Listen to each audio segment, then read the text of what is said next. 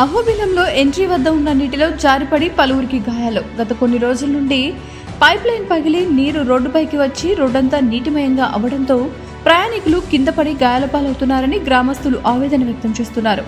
Municipal అధికారులు స్పందించి pipe line సమస్యలు పరిష్కరించి ప్రమాదాల నివారణకు చర్యలు తీసుకోవాలని వారు కోరుతున్నారు.